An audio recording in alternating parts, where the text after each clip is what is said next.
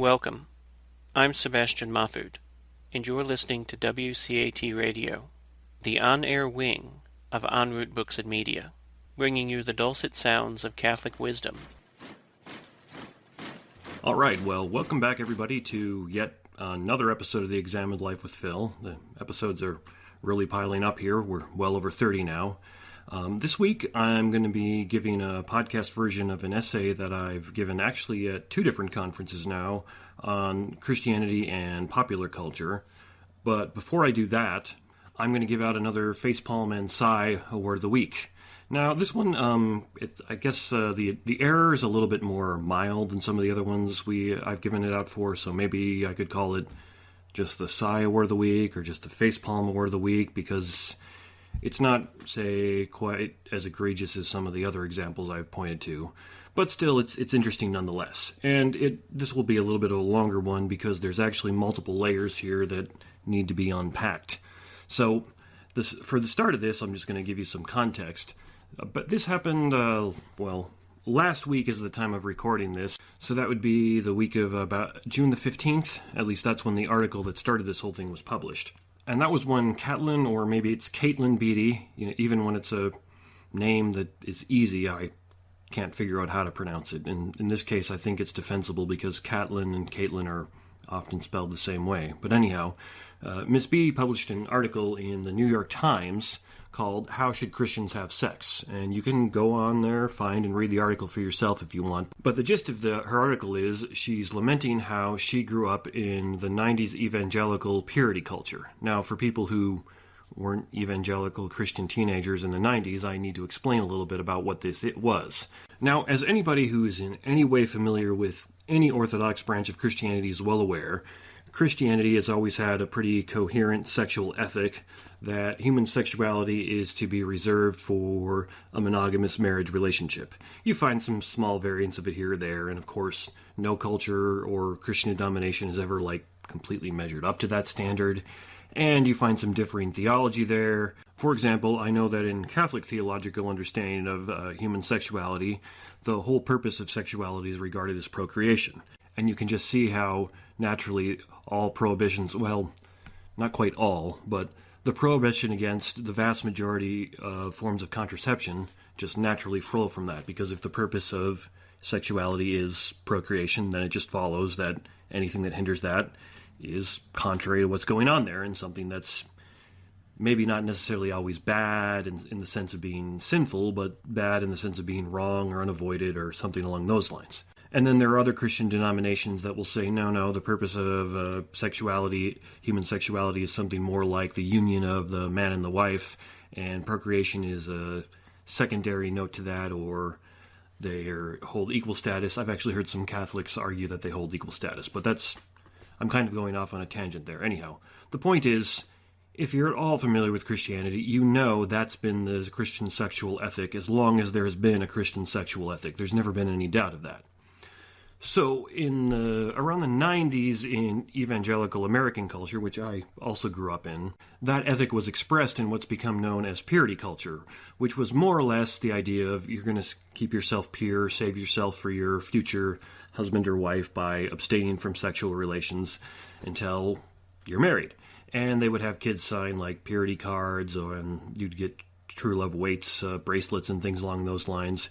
If you were in America in the 90s, you probably saw at least some signs of that. And so that's what Caitlin Beatty is writing about here. And she also happens to be the editor-at-large at Christianity Today, so she's a journalist in some sense, pretty well familiar with writing essays and things along those lines. And what she's lamenting about this is that it didn't seem to really work. And she's not the only one who's come out saying that. There was a guy named Joshua Harris who wrote a very popular book at the time called, I Kissed Dating Goodbye. That was kind of like a catalyst, or you might say the Geist, the culmination of this whole idea. And the gist of his book was that dating, even dating with restrictions where you don't have sex and you limit physical contact to things like only kissing and so on, still leads to a lot of broken hearts and a lot of emotional entanglements that are best not gotten into, and it's not, therefore, honoring to God and other people, and so you should just avoid that and go with something along the lines of courtship. And he's actually since then, if I recall correctly, he wrote that book when he was in his either late teens or very early 20s, and he's now in his 40s, and he's come out and said, no, I take that book back now. It's caused a lot of problems. It pushed a lot of people in the wrong way, and I'm sorry that he wrote that book. He's actually renounced a lot of things he wrote in that book. So to people who are just outside this movement, who didn't grow up in it, who weren't familiar with it like I was, I think the best way I could describe it to you would be by no dating and courtship only. The whole idea was avoid close relationships and emotional entanglements with people who you're not going to marry, or at least that there's not a serious potential that you're going to marry. And I think merits and demerits of that can be debated, but that's probably the movement at what its best was. Unfortunately, it often wasn't expressed as its best, and how it actually came to be practically spelled out to all the teenagers who were everywhere signing True Love Waits cards and getting those bracelets and t-shirts and things like that was, having sex outside of marriage will seriously hurt or ruin your life, so don't do it. That is, the message was almost entirely negative. There was never, or at least very rarely, was there any talk of any of the underlying theological reasons for why sex is to be kept only for marriage and Christian ethics. No, there was very little or no talk of why it's a better decision to do that. It was almost all the talk and focus became about, don't do this, it's bad for you. And it's bad for whoever you're having sex with, it's going to be bad for your future husband or wife, and so on and so forth. It became almost an entirely negative message. Now, to be fair to the people who were doing this, like Joshua Harris and many other people who were involved in this culture, I strongly suspect that wasn't their intention, but it just practically became that. So if you've been with me at like a church camp in the 90s when I was a teenager doing that, and they had us do things like sign True Love Waits cards and stuff like that, that's pretty much what the gist of the message would be is, well, don't do this. Here's a bunch of reasons why it's going to hurt you and it's going to hurt other people. So now sign this card and commit yourself to waiting for your future husband or wife. Now, anybody who's at all familiar with psychology, teenagers, and how social situations work should immediately see the problem there, which is you can't really just control behavior, especially behavior that has as incredibly strong a drive as human sexuality, by negative implications. You've got to give some kind of a positive message there too. The reason why is because there's always going to be at least a small set of people who are going to rebel against being told of what not to do. But on top of that, when you have a drive to do something, and it's a very, very strong drive, as the human sexual drive is, probably one of the strongest drives we have beyond eating or falling asleep when you're tired or something like that, well, it's going to be extremely, extremely difficult to control that desire just based on negative reasons. And you see that example in all kinds of places everywhere. One that I saw a couple of weeks ago, for people who have been listening to me for a while or following the work I do, you know I really like playing video games, and as one of the things I do in thinking about things, I'll dissect the mechanics of the games, which is, well, why'd the designers make the rules of the game this way as opposed to this way? And a lesson that's applicable here from one of my favorite games, which is XCOM 2, is that when the developers were making this game about aliens invading the Earth and humans trying to overthrow the oppressive government they've set up, they wanted to add a higher level of tension because it's a tactical turn-based game, and so necessarily it proceeds slowly. It's not like you're watching an action movie. You've got time to sit there and think about what are you going to do, how are you going to do it, and you can really take your time. And that doesn't lend itself well to the kind of tension that the developers wanted to put into the game. They wanted it to be a tactical game, but they also wanted it to feel the tension of what's going on. And so what they did is then a lot of the missions in the game, they implemented a time limit, which forces you to play the game faster. It forces you to be much more aggressive in your play, and they thought, well, that's going to force more tension on the game. But even though that's what the intention of the designers was, that was a negative thing because they were limiting what people could do, and the players who really liked XCOM rebelled against that for the most part. People introduced mods to the PC version to take away the time limit, and it was one of the most negative received aspects of that game because it was the sequel and the prior one didn't have that. And that's just one example of that, where imposing a negative limit on people, saying, no, you can't do this, and forcing them to do something else, doesn't really work very well. It's not a very good limiter of human behavior. It's better in most cases than having none, which is why we have laws saying, don't murder and steal and things like that. But it's not as good as saying to somebody, here's why you don't murder. You don't murder because all human beings have inherent value in their life, and so you can't treat human life casually like this. You don't steal because, hey, that's somebody else's property. Think about what it would be like if somebody stole your property. Would you like that? No. And so what I just did there is gave positive reasons as to why you shouldn't murder, why you shouldn't steal. And you can do that for virtually all crimes. And that's a much stronger motivation for not to go do it than simply don't do that because it's bad. Don't do that because the cops are going to come get you if you do it. And you're going to have to spend time in prison or suffer some other kind of punishment. And you see similar things in even raising children, which is getting a little bit more back in the direction of this article, which is, like, my wife and I are raising our 3-year-old daughter now. And I have noticed that although my tendency is to go negative in the sense of punishing her for when she does things wrong, my wife's sense is going to be more like, no, let's give her a positive thing. Let's say, offer her stickers and other rewards if she's good for this long or does this activity. And although we do both, it tends to work better for her if we actually give her the positive reinforcement. Not that I would say you have to do one or the other, but it seems like the positive reinforcement where we're saying if you take your nap and don't yell and scream and run around your room, you get a sticker. That seems to work better than simply punishing her for yelling and screaming and running around her room and not taking a nap. So, back to the purity culture. I'm sure you can see that the general problem was by focusing on the negative, which is you better keep yourself pure for your future husband or wife, or you're going to have problems. It's going to create trouble for your wife. And one of the implications was your future husband or wife will not appreciate you or want you as much, etc., etc. And there were a lot of other negative implications like that. I mean, if you're calling it purity culture and you violate that, doesn't that mean you're impure? Which has some pretty negative connotations, obviously. And so it just kind of morphed into, and again, I don't think this was intentional, but it focused entirely on the negative without giving any of the teenagers and young adults and children who were educated in this the positive reasons, the good theology behind it.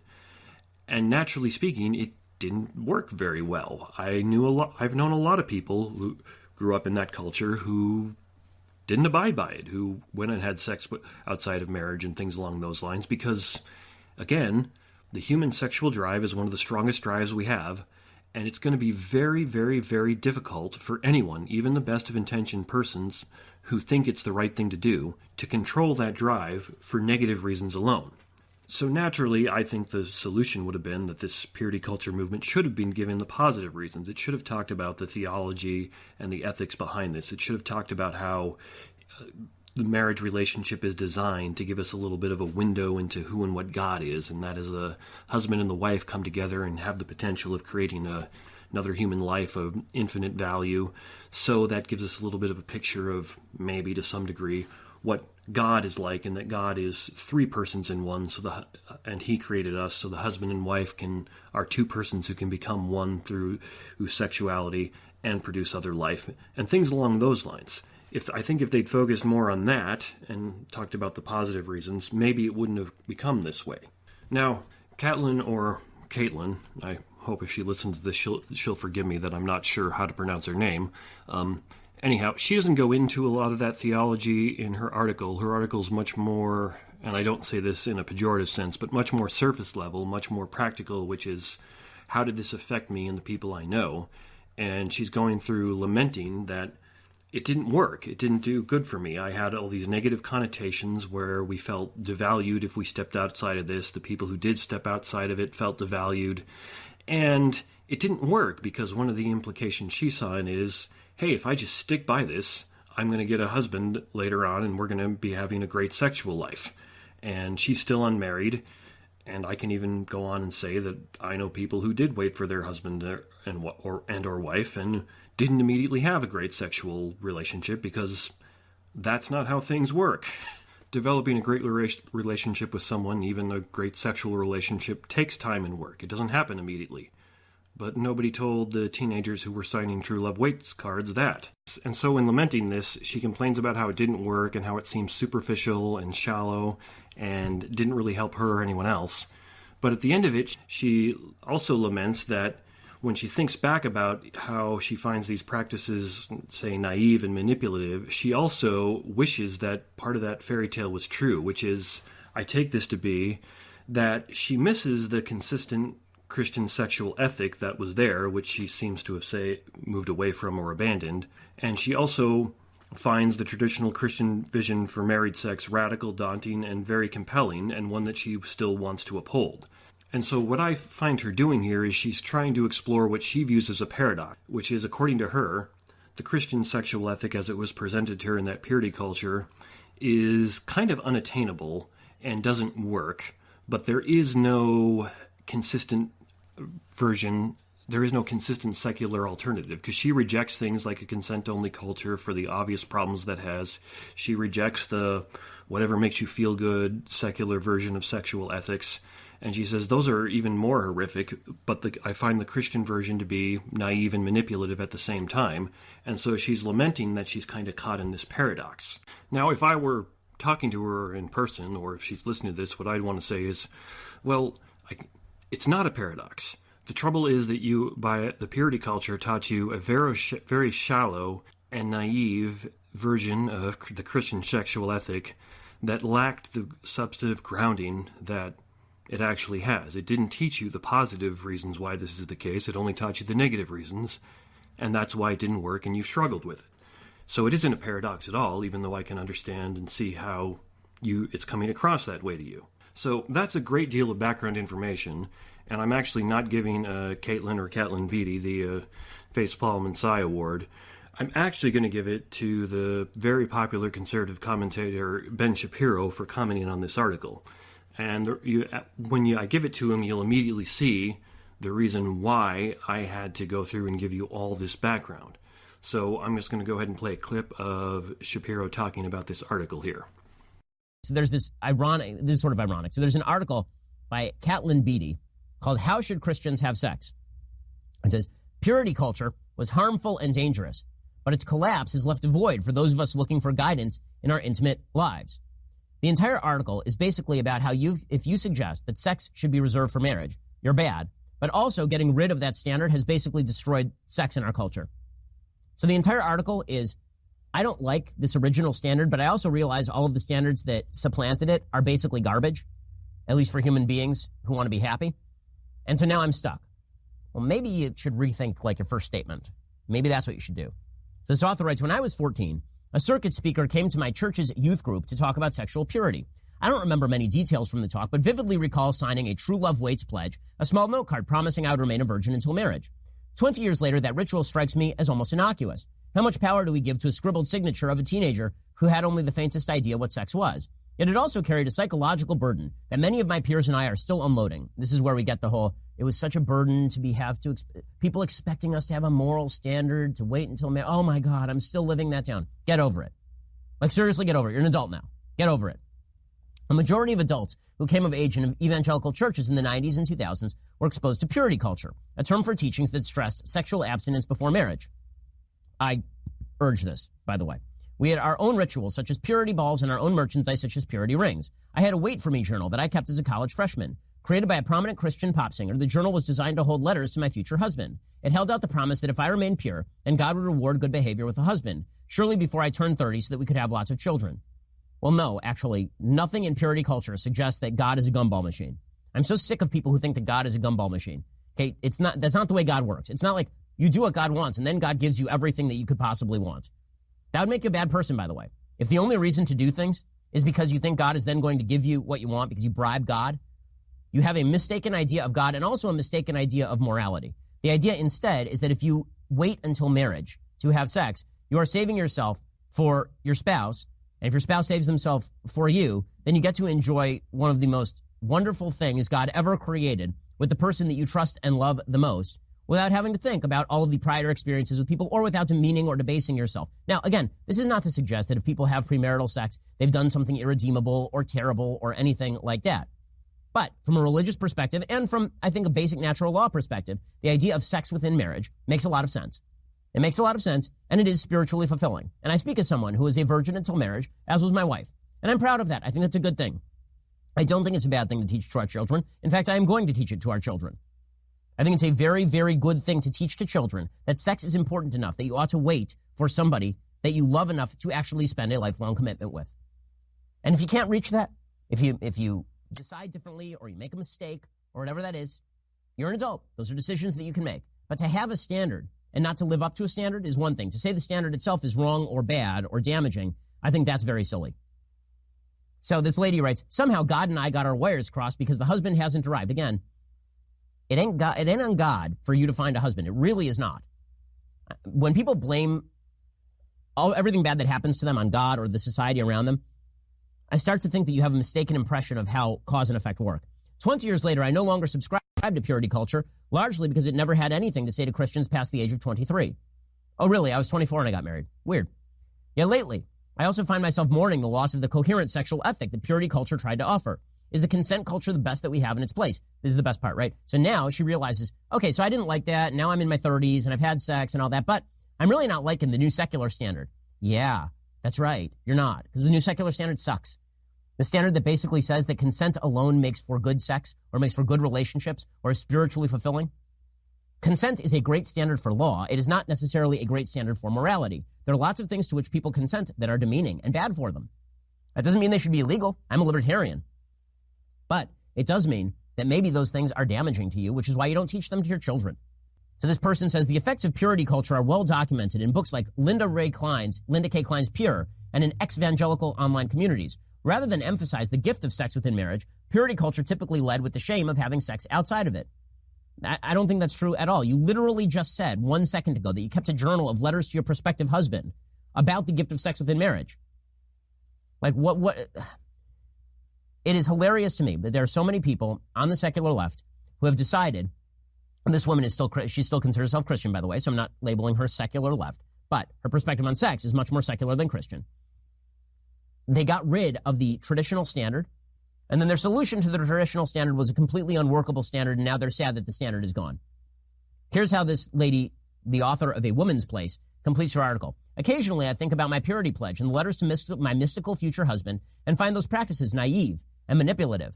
But part of me wishes that the fairy tale of purity culture had come true. While I hate the effects that purity culture had on young women like me, again, no, you made choices, you're an adult. I still find the traditional Christian vision for married sex radical, daunting, and extremely compelling, and one I still want to uphold even if I fumble along the way. So in the end, you end up coming back around to the standard. Well, maybe the problem was with you not upholding the standard if you're so upset about not upholding the standard. If you don't want to uphold the standard, don't. It's a free country. But to pretend that the standard is bad simply because you had a bad emotional response to the standard is to get rid of rules in favor of subjective feeling, which is not something I like. Okay, so there was a little part of his, I don't know if it's fair to call it a rant, but his reaction to it that he went on there that I skipped, where he was talking about whether he was torn about whether prostitution should be legal, which, hey, that kind of ties into the discussion Pat Flynn and I had last week, so go listen to that if you like. And if you want to listen to the full context, what Shapiro had to say about that, it's in his episode number 802 of his podcast, which you can find on any podcast subscription or on YouTube and stuff like that. So anyhow, I hope you can just see where he goes wrong in that I've given you the context. Now, I think the reason why he misses the point is he didn't grow up in that evangelical purity culture, even though he kind of infers that he did. He grew up as an Orthodox Jew, and they have very, very similar Christian ethics. Orthodox Jews have very, very similar sexual ethics to Christianity, but it's certainly not practically pushed the same way. I don't know how it's done in Orthodox Judaism, but I know it's not done the same way as it is in the evangelical purity culture of the 90s. So I don't think he had that, combined with the fact that he tends to see everything through the lens of politics, which you can immediately see as he's talking about it. That's why he goes into talking about whether or not prostitution should be legal and things along those lines. And then you end up with him sort of missing the point as to what Miss Beatty was trying to get at in her article there.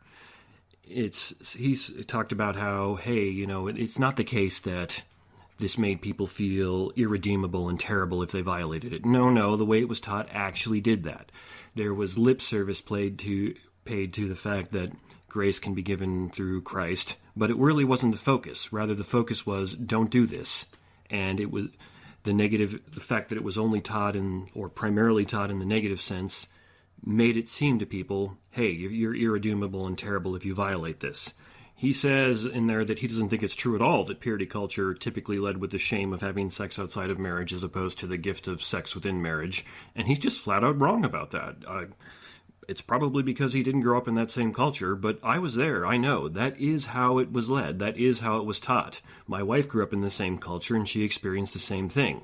Now, fortunately for me, I had parents who, they didn't use theological language for it, but they taught me how and why it is the case that sex within marriage is a good thing. They didn't just throw all the negative stuff at me, so I didn't experience a lot of the negative ramifications of purity culture, even though I grew up with it, because I had parents who were wise and good and taught me that, no, it's not just all these negative things that you should try and use your willpower to just control your strong sexual drive. There's all these positive things that go along with this too, and they gave me a much more balanced and nuanced approach to it.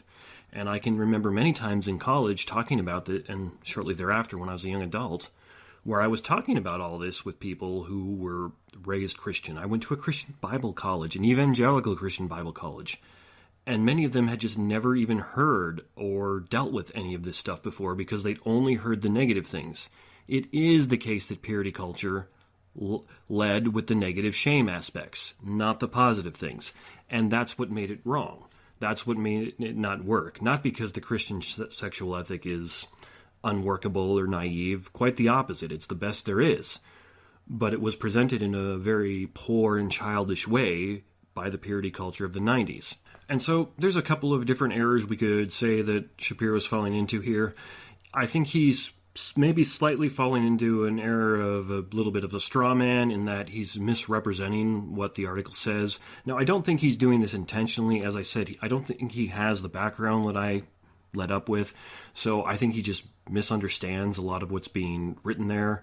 And maybe you can blame Miss Beatty in writing her article for not making that background clear, but it seems like she tried to.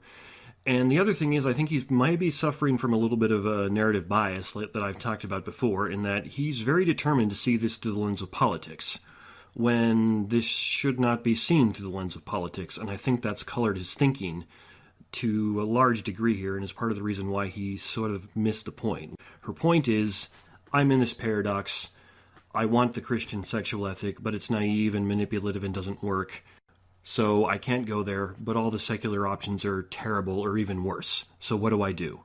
And she misses the point that, or was never really taught the point that, no, the Christian sexual ethic is not naive and manipulative. It's good, great, and wonderful. You were just taught a very, very poor version of it because the people who taught it to you focused on shaming people for having sex outside of marriage as opposed to praising the wonderful thing that is sexuality, human sexuality expressed within marriage. And Ben Shapiro misses that point entirely because he doesn't have the background to understand what she's talking about.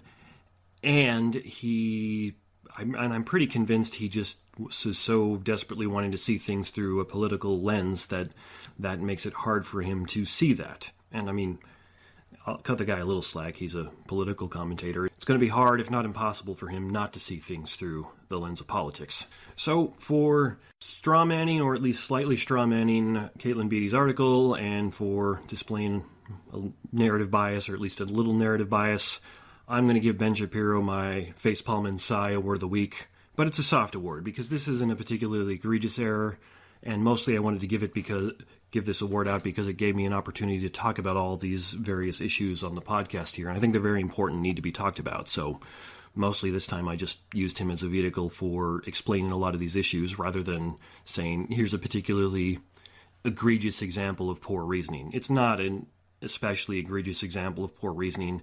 And I don't know for sure, but I suspect if these kind of things were explained to Shapiro in person, he'd probably get it and realize, oh yeah, I was a little off base there.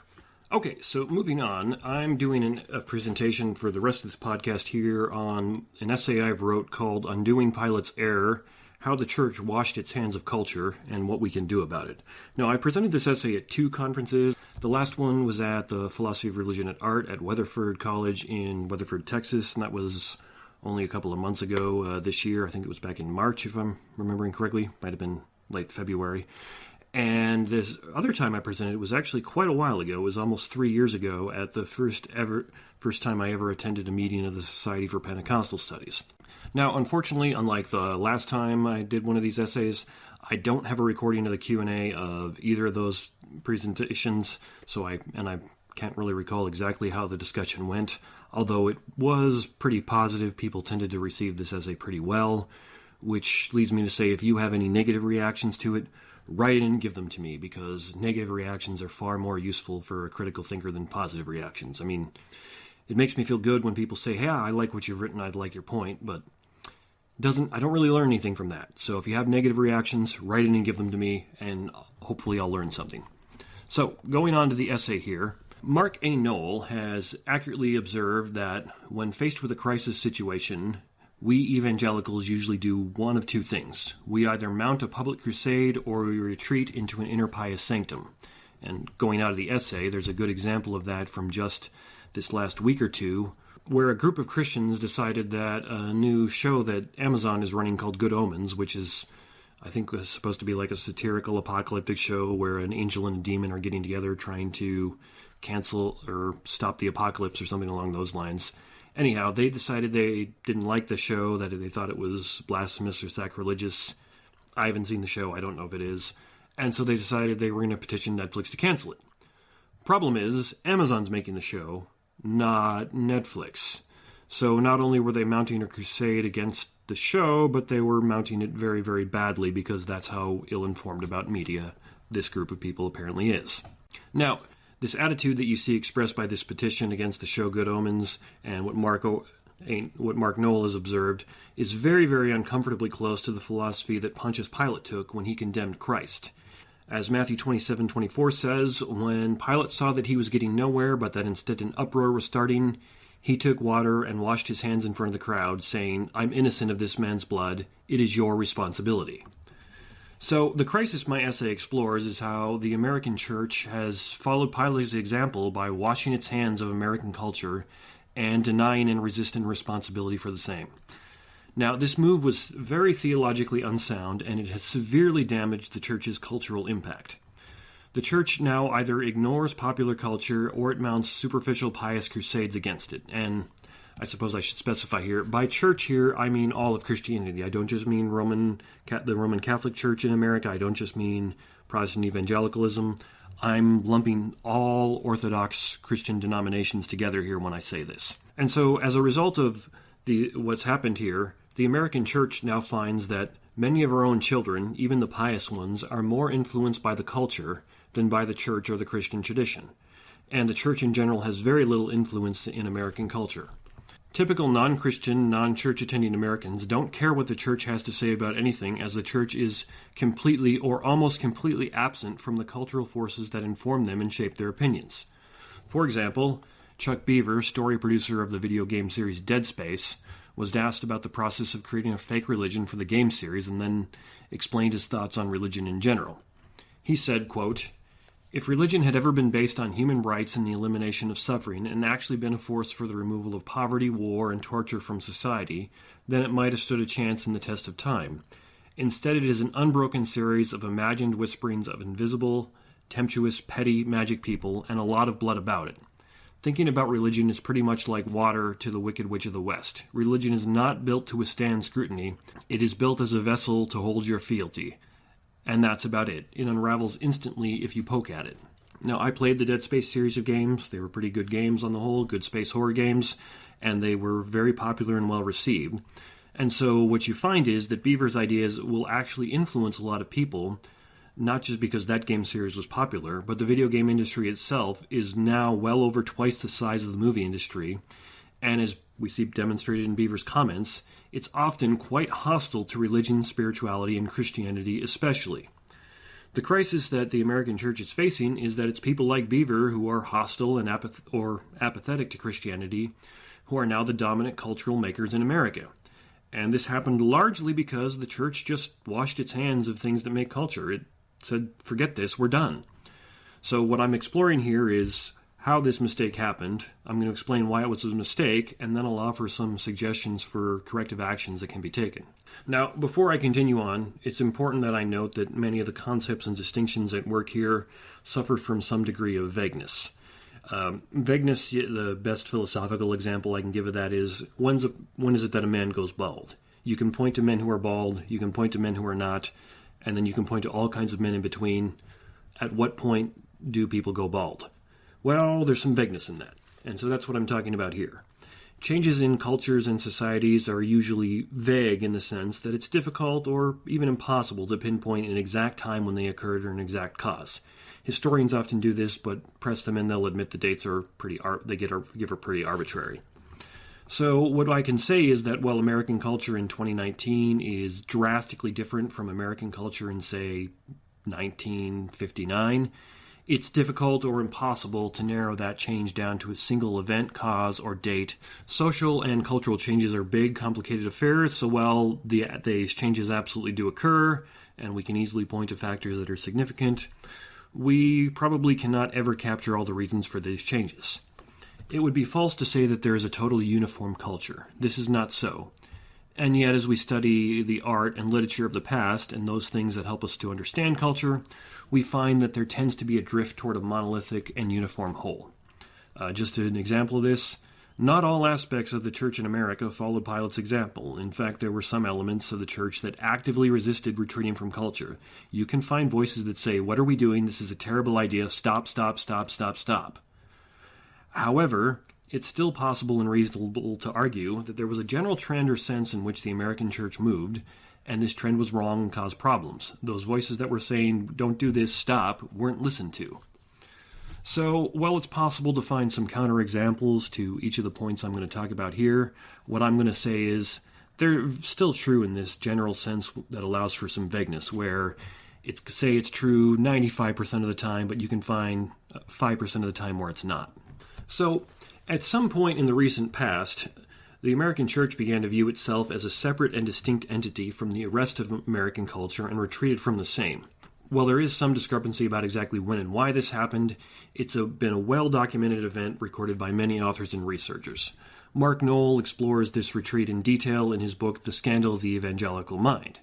He argues that it began in the universities and seminaries between 1865 and 1900. It was during this period that the priorities of higher education changed and it became less dominated by clergy.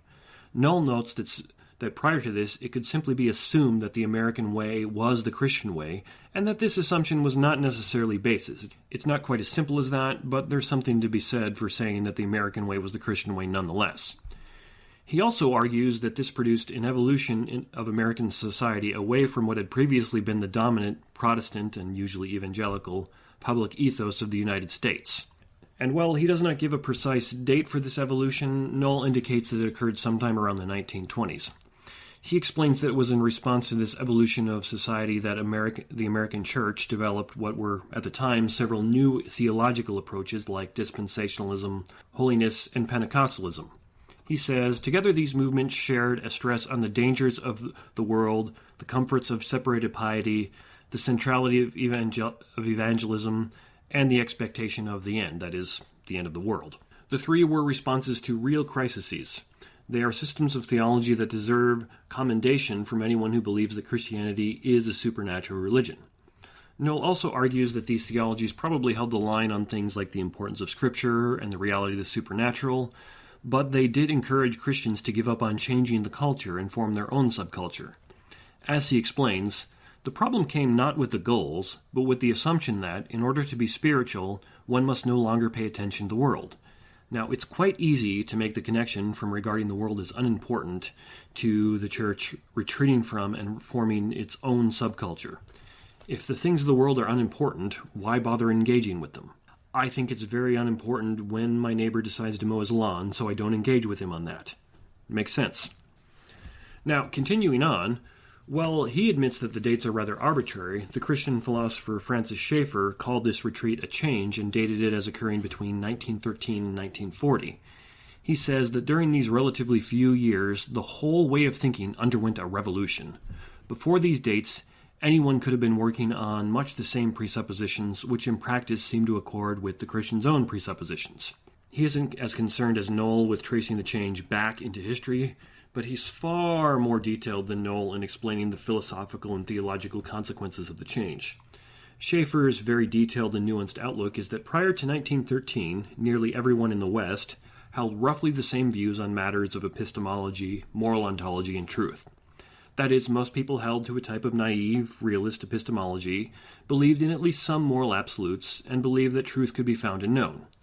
Now, people are not realists, seriously doubt moral absolutes, and according to the press, since Donald Trump got elected, we now live in a post-truth era.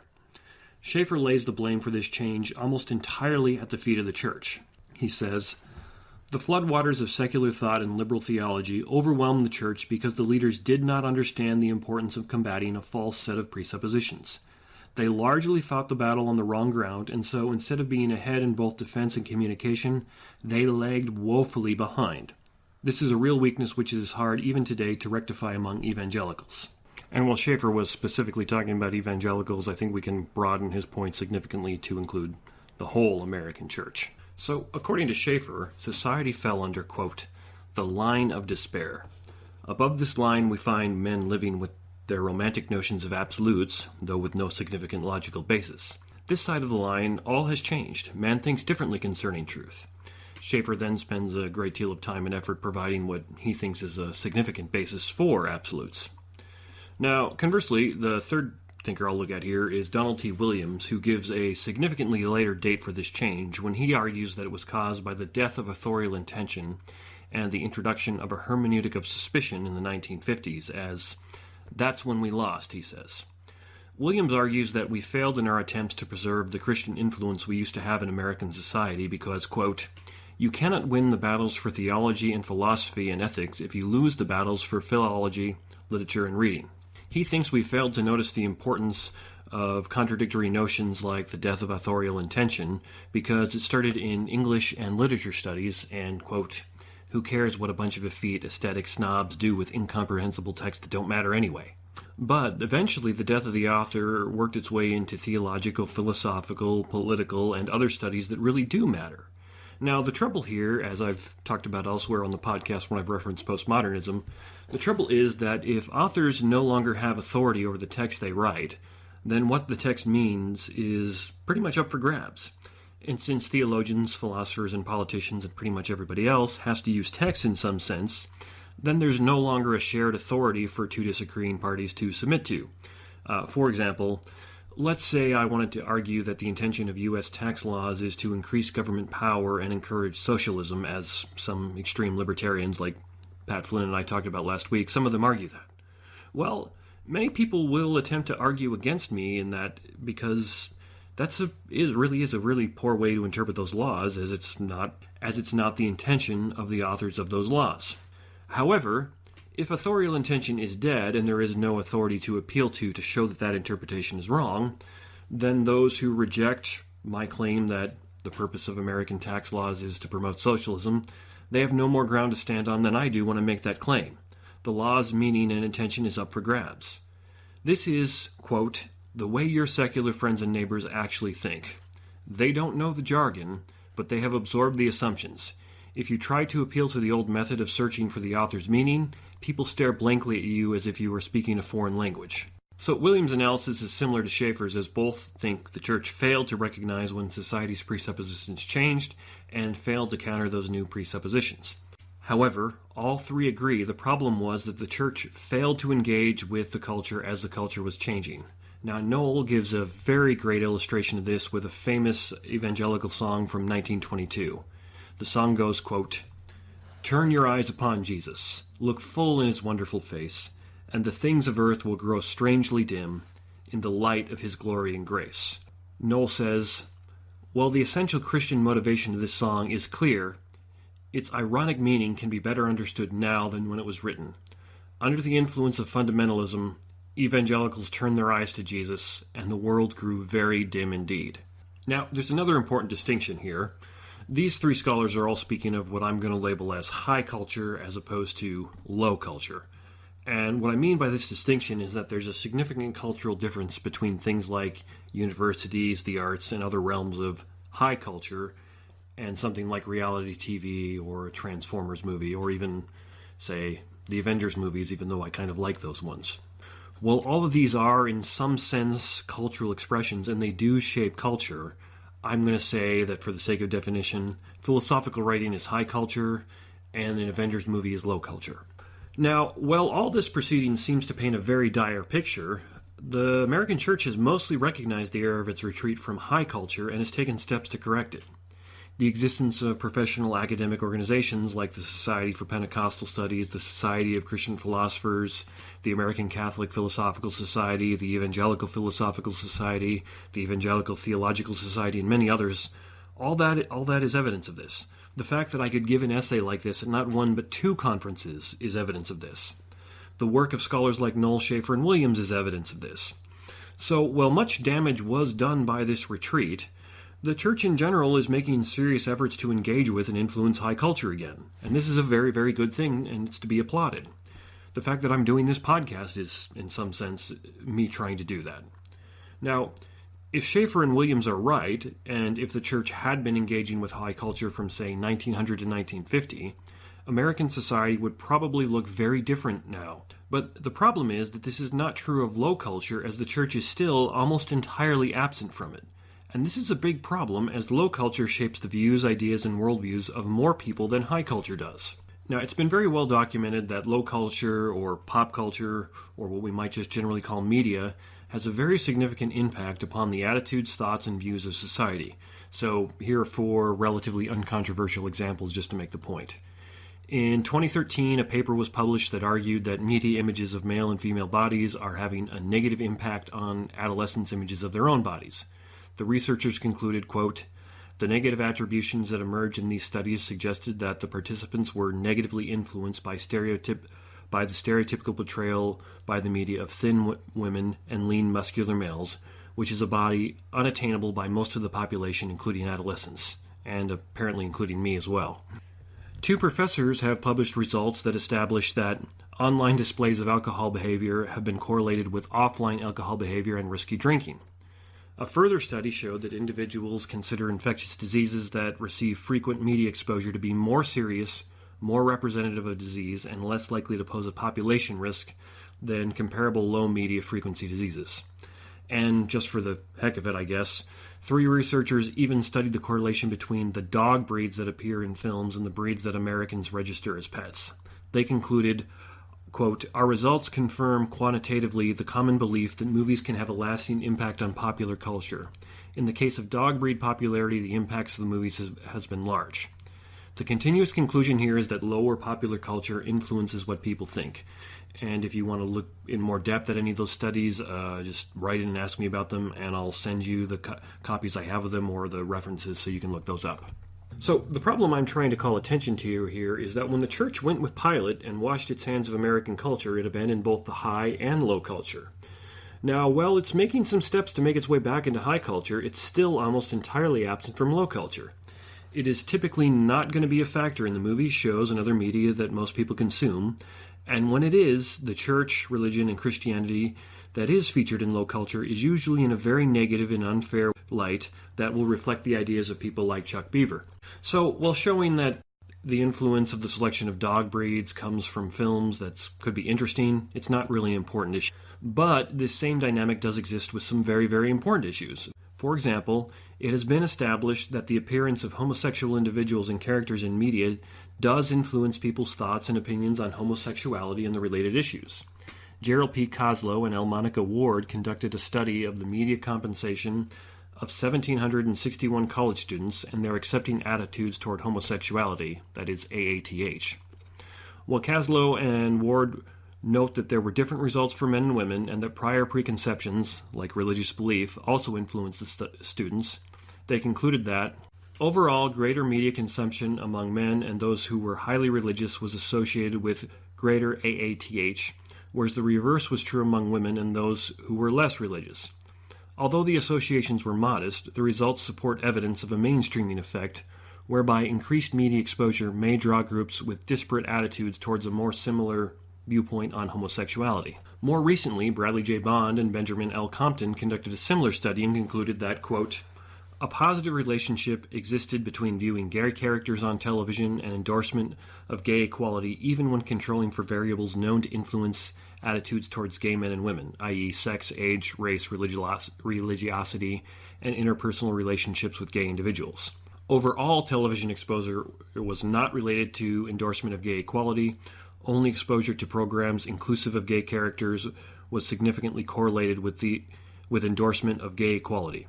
Exposure to gay characters on television remained a significant contributor to the endorsement of gay equality, even when controlling for motivation to seek out gay-inclusive television, measured in an attempt to control for selective exposure. And again, if you want to look at either of those studies in more detail, write in, let me know, I'll send them to you. The point here is that stories, shows, and films influence what people think. And in most cases, or at least many cases, they have more influence than rational, sensible, and reasonable philosophical and theological arguments. That's what these two studies are showing us. As people view more and more gay characters in a normal light, they tend to think of more and more gay people as being normal. Now, as a counterexample, in 1995, Thomas E. Schmidt argued in his book Straight and Narrow that homosexuality is far more medically dangerous than smoking, using only the most recent, for that time period, research from scientific sources whose authors are, without exception, either neutral or positive in their assessment of homosexual behavior, and even the lower numbers where statistics differ. He argued that homosexual people suffered from serious medical issues with a much higher frequency than non-homosexual people do. Now, the point here is not whether Schmidt was right. The point is that his book represented a serious effort to use medical data, logic, and reason in a fair way to speak to an important issue and say, look, the homosexual lifestyle is very dangerous, and if you have it, you're probably going to die sooner than if you don't have it. At least that's what he was arguing. But since 1995, the culture went in the radically opposite direction that Schmidt and many other Christians argued it should. Now homosexuality is not just tolerated. In many parts of American society, it is openly celebrated. For example, a recent episode of South Park, I think it was a few years ago, poked fun at just how far this celebration has gone by showing two kids who were incorrectly thought of to be gay being given money by the adults in their life for no other reason than being gay. That is, gay celebration has now gone to such an extreme that South Park is mocking gay celebration. Just think about that for a sec. Now, based on all this research, we can say that it is quite likely part of the reason why arguments like the one Schmidt gave made little to no difference is that the tone and direction of society was being much more heavily influenced by mass media, or what I'm calling low culture. An argument for a political position or the gospel is never heard in isolation. It is always heard against the backdrop of the cultural milieu in which one lives. The cultural milieu was radically stacked against Schmidt's arguments, so they made little to no difference. For, quote, if it is true that philosophy touched only a few people, art influenced very many more, end quote. Now, looking back historically, at the start of the 20th century, evangelicals in the American church were leading the way in exploiting both radio and television for religious purposes. However, because of their dim view of the world, the evangelical church and the American church started creating their own sub-brands and subcultures of this media. That is, look at the history and you find the American church did not get into producing television, rather it created and funded its own television stations. It did not get into the radio station, it created Christian radio stations. And this amounted to little more than preaching to the choir, and so evangelical and Christian media usually only has influence on other Christians. But where the church has really missed the mark was in failing to anticipate the influence of the film industry. In his book, Real Spirituality, Robert K. Johnson gives a brief history of the early relationship between the film industry and the church. Now, in the beginning, the church held some power over Hollywood by threatening boycotts and condemning certain films. But as the church's influence in society declined, so did its power over Hollywood, and many in the church responded by simply condemning all films. So, quoting from Johnson's book here, writing in the 40s, Haman Appleman, which is a very odd name, labeled all movies to be, quote, next to liquor, the outstanding menace to America and the world. Miles, if anything, was even stronger in his condemnation, saying, quote, They, that is movies, are an organ of the devil, the idol of sinners, the sink of infamy, the stumbling block to human progress, the moral cancer of civilization, the number one enemy of Jesus Christ. Now, the common problem that is shared by Miles and Appleman's condemnation of films and the early church's efforts to boycott films is the theological outlook of separation from the world that dispensationalism introduced. And you can even see strains of that in the example I cited earlier of the people trying to get Netflix to cancel a show that's actually done by Amazon. The American church had come to regard itself as superior to the world and thought of engagement with the world as something to be unclean and avoided, and this was strongly influenced by the theology of dispensationalism.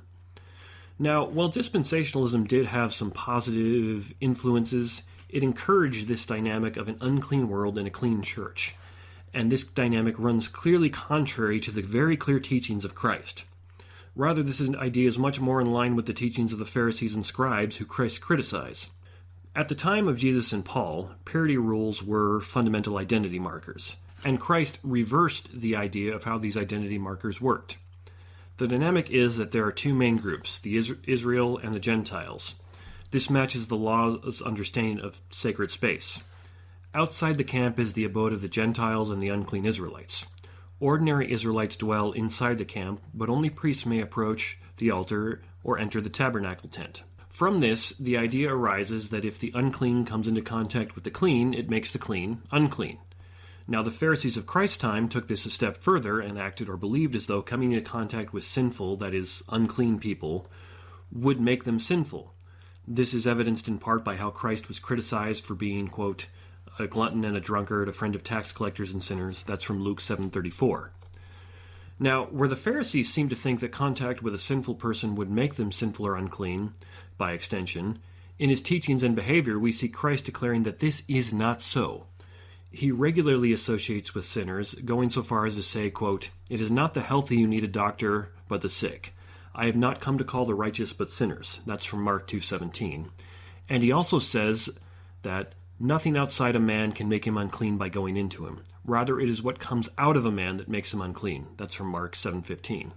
As Jerome Nere explains, in Mark, Jesus appears to be out of place most of the time, dealing with people he should avoid and doing unconventional things and not observing customs about places and times.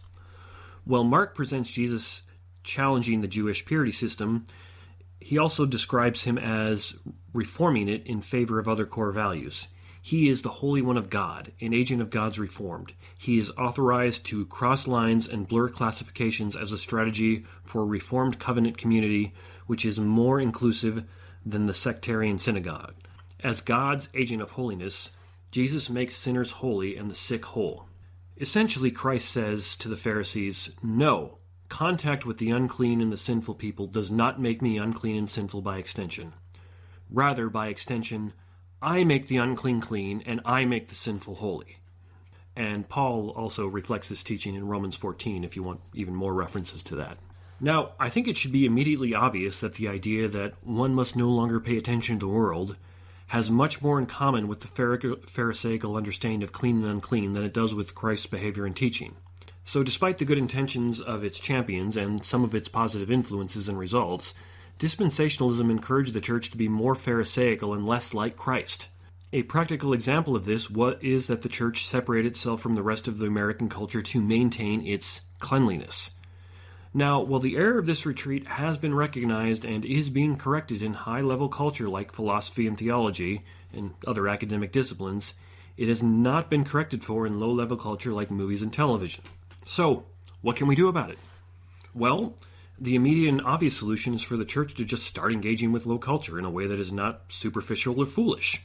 Don't position Netflix to cancel an Amazon show just because you don't like the show. While it may not have been obvious in the 1940s that rejecting all film was a very foolish overreaction, it certainly is now. Likewise, it is a foolish overreaction to refuse to engage with films, television shows, and other low culture simply because they have a certain level of violence, profanity, sexuality, and other unsavory content that you find unacceptable. Now, I'm not saying it's unreasonable to argue that there's something immoral about a film because it has too much violence, profanity, or sexuality, and so on. I might disagree, and we can argue about that, but you can make a reasonable argument that a certain level is too much and should be rejected. What I'm saying is, it's foolish to refuse to engage with media for this reason. The culture is going to see it and is going to engage with it. It will influence the culture. And if the church refuses to engage with that same media in question, then the church has missed the opportunity to influence the culture. Hence, the people who make the media end up with pretty much unrestricted and unopposed influence on the culture. So one of the questions I got when I presented this essay the first time was, what are some examples of how you would do this? So rather than reading some more academic stuff, what I did is I actually did this a little bit. So here are 2 examples that I can give of how you would do this from recent media. Now, the video game God of War was a very popular and well-received game that came out in 2018 for the PlayStation. It looked amazing and that had great graphics, it sold very well, and it pleased both critics and fans alike. But it's also an incredibly and very brutally violent game. The violence has been toned down a little bit from previous installments, but it still contains many scenes of violence that I wouldn't even dare show while I was presenting this essay at academic situations. It's a very easy example of the type of video game my mother would have been horrified to see me play as a kid and would have cited as an example of, that's why you don't play video games. But at the same time, the story that's set in Norse mythology tells of a very stern, hard, and world-weary Kratos trying to teach his son Atreus how to mature, survive, and ultimately become a better man, or that is, God, because they're demigods in Norse mythology, than he is. The struggles that father and son go through bind them together and mature them and better both of them. And their relationship is contrasted to that of Freya and her son Balder. Where Kratos is quite hard on his son, Freya sought to protect Balder to such an extreme that it drives him to hate and attempt to murder her. The game also hints at many other things like balancing power and responsibility, the emptiness of vengeance, and the need to end cycles of violence. The climax of the story occurs after Kratos kills Balder in an attempt to stop him from murdering Freya. And I got an audio clip here I'll play for you of that. You are just an animal. Passing on your cruelty and rage, you will never change. And you do not know me. I know enough. Does he?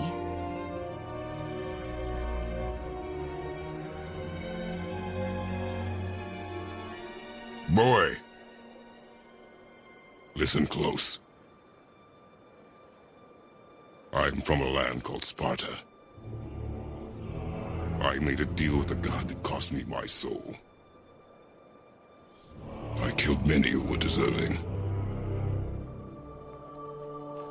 And many who were not.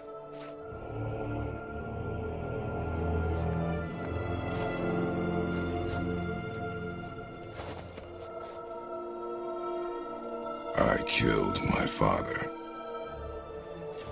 That was your father in hell. Is this what it is to be a god? Is this how it always ends? Sons killing their mothers? Their fathers? No. We will be the gods we choose to be. Not those who have been. Who I was is not who you be. We must be better.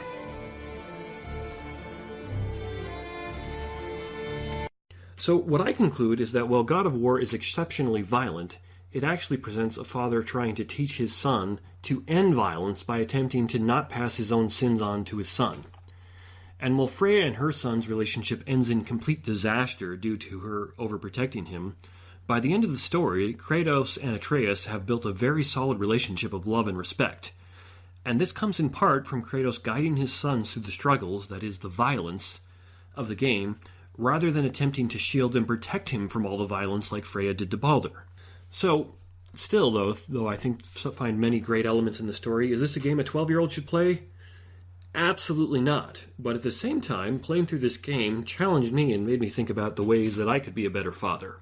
And for a further example, I'm going to look at the film Mad Max Fury Road. Now, while on the surface this seems to be nothing more than a very well-crafted car chase through the apocalypse, dig a little deeper and you find a story about how the relationship between the sexes has been corrupted and how it can be corrected. Max and Furiosa are both extremely competent warriors, and neither would live through the story without the other. That is, we can say that men and women need each other, and to deny this is foolishness and death. And we see this reinforced countless times. When they first meet, Max needs the women Furiosa is helping to escape the Citadel to literally cut him free of the chains he's in. And then Furiosa tells Max that she needs him. Now, in an apocalyptic world, everyone needs some help, but there seems to be something more going on here. At the start of the film, Max is alone and seemingly wandering without purpose. After the woman in the film tells Max that she needs him, some things begin to change. And the key scene of their new balanced relationship comes about halfway through the movie. And there isn't dialogue in this, so I can't play a clip for you over a podcast, but you can look it up on YouTube or other places if you want to see it. The point is, they're being chased, the truck they're in is stopped, and Max is firing a rifle back at the people who are chasing them. He's only got 3 shots, and he misses the first 2. Now, typically in an action movie, what's going to happen at that point is Max is going to harden himself, steel himself, and he's going to take the shot, and it's going to work. Instead, what he does is he hands the rifle back to Furiosa, and she uses his shoulder as a rest for the rifle and says to him, "Don't breathe," and she makes the last shot and takes out the light in the vehicle pursuing him. Now, Max and Furiosa's relationship is contrasted to that of both the Citadel and the Green Place. The Citadel is where the villain of the movie resides and has his kingdom, so to speak. And you could describe it as toxic masculinity on crack, as is a society ran by one tyrant who literally rapes women in order to create more soldiers that he can send out to die. Conversely, the so-called Green Place that they were trying to escape to, when they get there, it's only inhabited by women, but there is nothing green about it. Nothing is growing there. It's all dying, and all the women there are old. Essentially, this movie suggests that an extreme patriarchy and an extreme matriarchy are both dysfunctional and bring death. Now, the movie proposes a solution in how Max and Furiosa come together. Max suggests to Furiosa and the women from the Green Place that they stop running and return to the Citadel to liberate all the people that the villain has trapped there.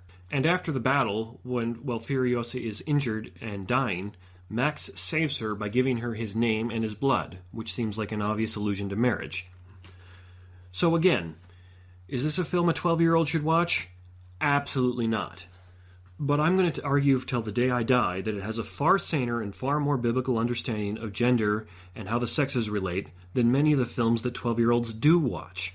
Now, well, even though I think there's going to be some legitimate disagreement about how specific shows, films, and other low culture, what's acceptable and what's not, I think engagement like this is a step away from the earlier pharisaical approach to culture and more in line with the pattern of Christ. And what I mean by this is, say you want to argue that, say, Game of Thrones is immoral.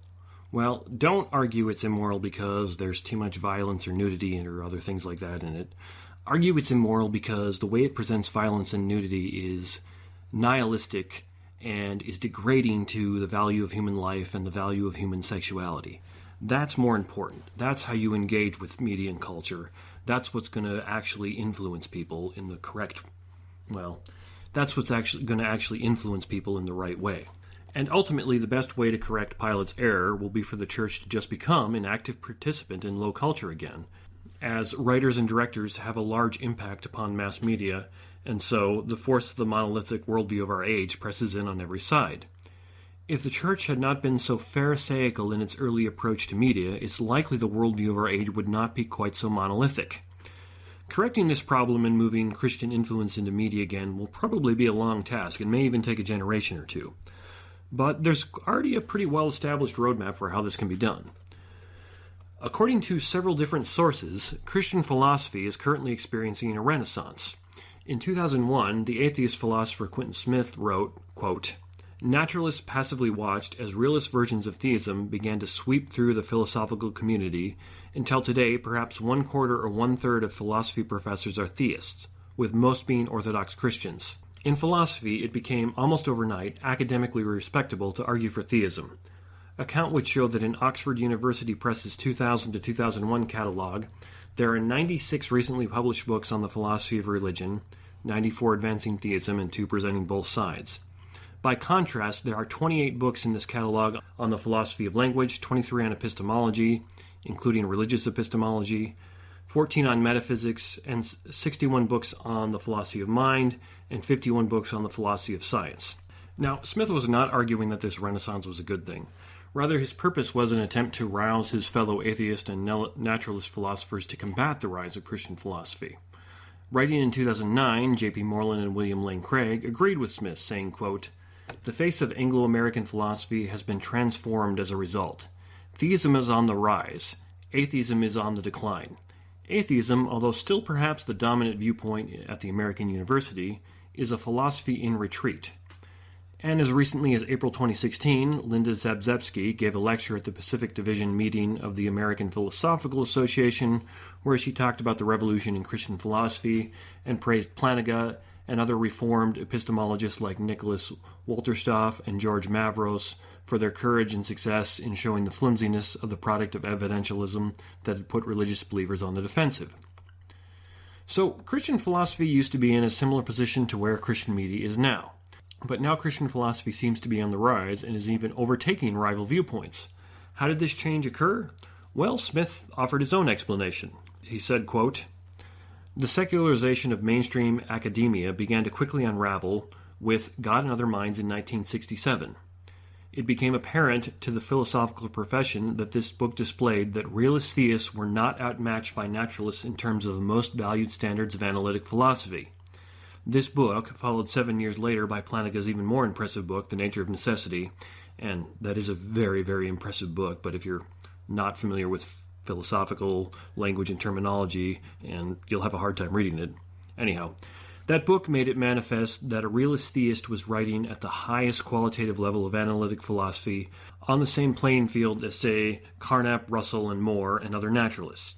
Realist theists, whom hitherto had segregated their academic lives from their private lives, increasingly came to believe, and came to be increasingly accepted or respected for believing, that arguing for realist theism in scholarly publications could no longer be justifiably regarded as engaging in academically unrespectable scholarly pursuit. That was quite a mouthful to get out. I hope you followed all that. So, Smith thinks that Christian philosophy started its renaissance when Christian philosophers started doing good philosophy and stopped being afraid of arguing for their convictions. And so the advice that follows for Christian writers, directors, actors, filmmakers, and other artists is to produce quality work that is on par with what the writers and directors of other viewpoints make, or at least try to. In addition, they shouldn't be afraid of letting their convictions show through in their work.